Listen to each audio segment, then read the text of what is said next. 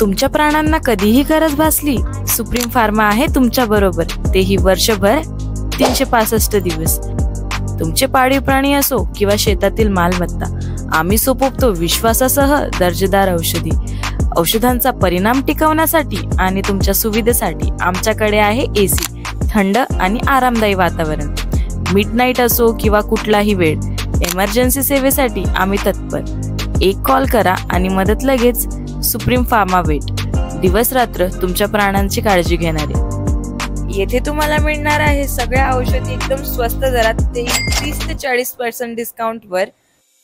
तर शेतकरी मित्रांनो, यायचं कुठे आहे? Supreme pharma, Tarabad road, Rahuri factory. आवाज जनतेचा, लढा सर्वसामान्य जनतेच्या न्याय हक्कांसाठी।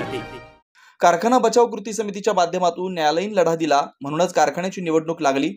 आम्ही केलेल्या न्यायालयीन संघर्षाची मतदान आरोपी पावती द्या, निश्चित कारखाना सुरू करून कामगारांचं पै न पै देऊन टाकू, असा विश्वास कामगारांना ॲडव्होकेट अजित काळे व कृती समितीचे अमृत धुमाळ यांनी व्यक्त केला।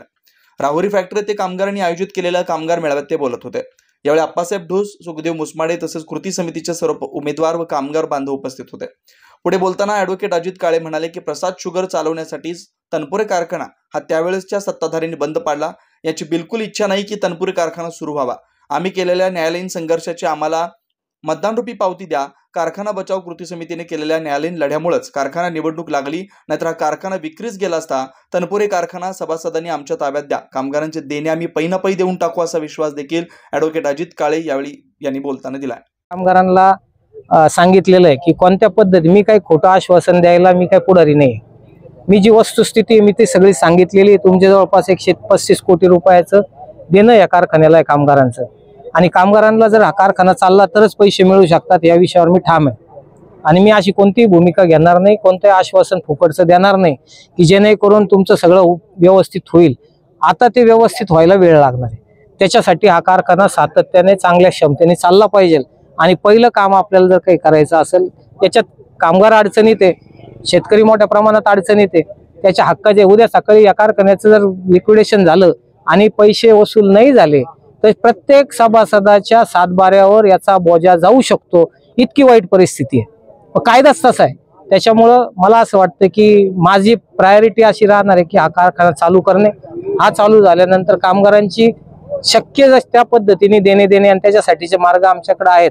या कारखान्याकडे जवळपास उचल दिलेले पैसे 120-30 कोटीच्या दरम्यान उचल दिली गेलेली आहे।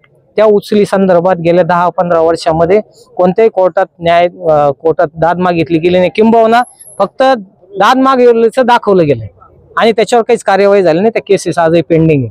त्याच्यामुळे आम्ही जर आलो तर आता मी स्वतःच वकील असल्यामुळं कारखाना हा फक्त आणि फक्त कोर्टाच्या माध्यमातून वाचलेला असल्या कारणाने आम्हाला खात्री आहे की त्या केसेस आम्ही ताकदीने चालू आणि ते पैसे आणू। ते पैसे आणले तर कोणतेच देणं काही अवघड नाही। शासनाची मदत तर 100% होणार आहे, कारण की आमच्या काही गोष्टीत बोलणे झालेले आहेत, चर्चा झालेली। आम्ही एवढं मोठं धाडसाचं पाऊल उचललंय तर त्याच्या मागे काही कारण आहेत। आम्हाला ज्या काही गोष्टी वरच्या शासन स्तरावरून आम्हाला सांगण्यात आलेल्या आहेत, त्याचा आम्ही आधार घेऊन आणि आमच्या स्वतःच्या बुद्धीच्या कौशल्यावर आणि इथल्या असलेल्या भ्रष्ट कारभाराच्या याच्यातनं कसा मार्ग काढायचा हे आम्हाला आता चांगलं ठाऊक झालेलं आहे। त्याच्यावर मला वाटतं तो प्रश्न काही फार अवघड जाणार नाही। फक्त मी असं आश्वासन देणार नाही की आलो का 6 महिन्यात पैसे मिळतील, असं काहीच होणार नाही। याच्यासाठी वेळ लागणार आहे। तो वेळ मात्र किती लागेल ते कारखान्याची परिस्थिती, रिकव्हरी, पण एक मात्र खात्री देतो की 5 वर्षात बऱ्यापैकी याच्यातल्या रिकव्हरीच्या माध्यमातून सगळ्या कामगारांची देणी कशी दिली जातील याची व्यवस्था प्रायोरिटीने करू।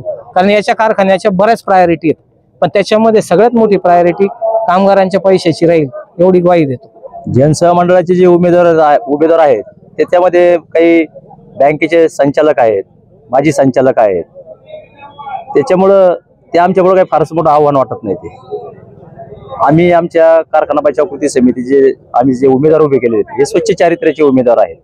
आमच्यावर कुठल्याही प्रकारचे आरोप नाही आहेत आमच्यावर, आणि आम्ही सर्व बचाव कृती समितीने हा कारखाना सुरू करण्यासाठी, चालू होण्यासाठी आणि कामगारांना न्याय मिळावा यासाठी आम्ही सर्व उमेदवार हे कारखाना बचाव कृती समितीच्या नेतृत्वाखाली, माझ्या नेतृत्वाखाली आणि आदरणीय काळे साहेब असतील, अरुण कदम असतील, आम्ही सर्वांनी, कोणता पवार सर्वांनी मिळून आम्ही कृती समितीच्या माध्यमातून उमेदवार उभे केलेले आहेत। आणि आम्ही तुम्हाला खात्री देतो पहिला कारखाना चालू होण्यासाठी प्रयत्न करणार.